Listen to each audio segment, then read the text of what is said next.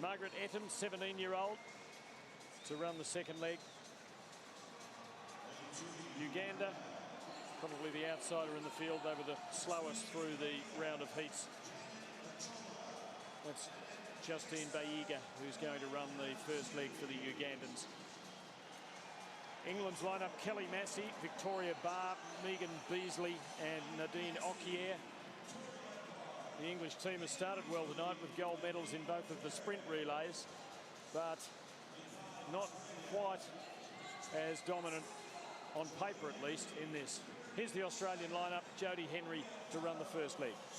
Yes, we've got a wonderful crowd here tonight, and you could just imagine with the Indian team how much cheering there is. And that's the thing with the girls, they just can't panic. They've got to make sure that they just run their own race and just make sure that they get that baton. And when you see them take off, there'll be a massive stagger, and Jodie will have to make sure over that last 50 metres that she really kicks on through to pass it on.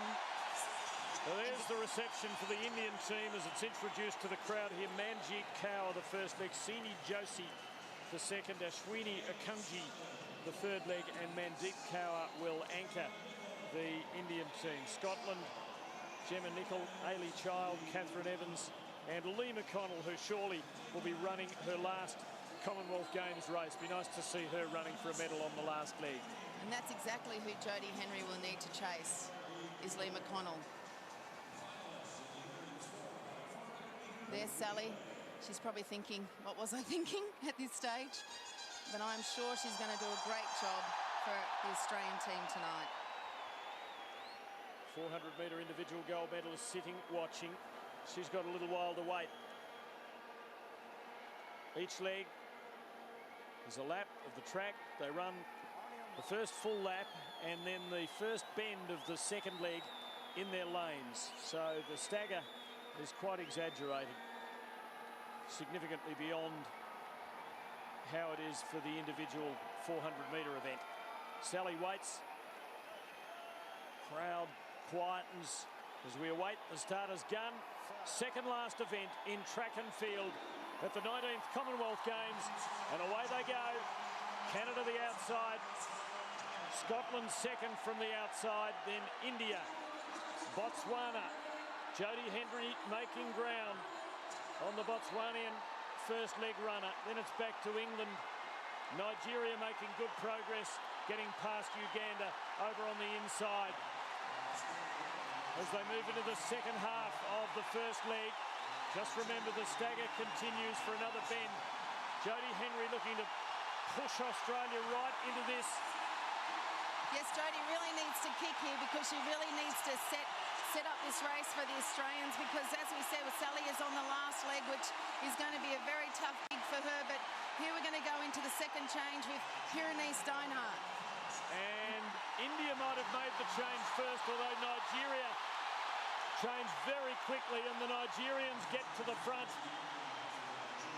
As they're about to come out of their lanes, it will be Nigeria, India, England.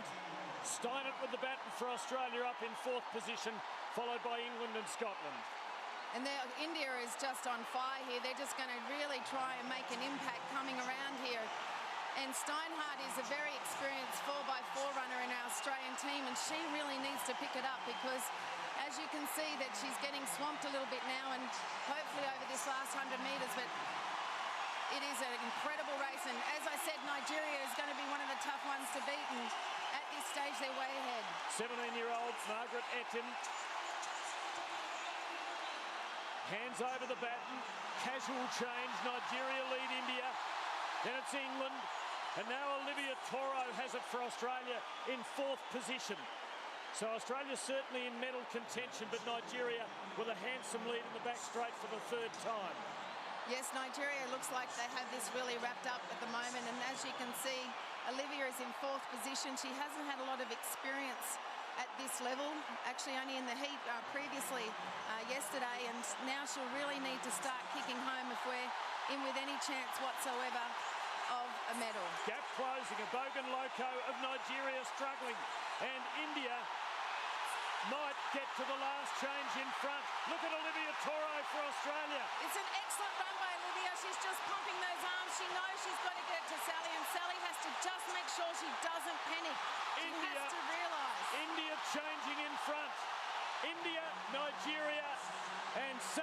Anderson with the baton for Australia. Surely she couldn't win from there. India and Nigeria shooting it out in front. India without a track gold medal since the flying Sikh Milkha Singh in Cardiff more than 50 years ago. And Uda Musso was actually the 400-metre gold medalist in the hurdle, so she's got a challenge there. Mandeep Kaur running for India, and with the crowd providing the wind beneath her wings. And look Mandeep at Sally Kaur. Pearson. Pearson gets into third. Trying to kick. This is an experience she's never had before. India's the story. Kaur in front. India on the track to win its first gold medal in 52 years. India, Nigeria, England the bronze. And the crowd goes berserk, and so they should. What a wonderful experience.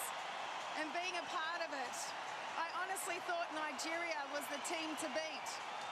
And there they were going against the 400-metre hurdle gold medalist. It's as though the city of Delhi knew that this was on tonight, because they've come in and virtually filled the stadium. And it's a school night, Tim, and they're still here.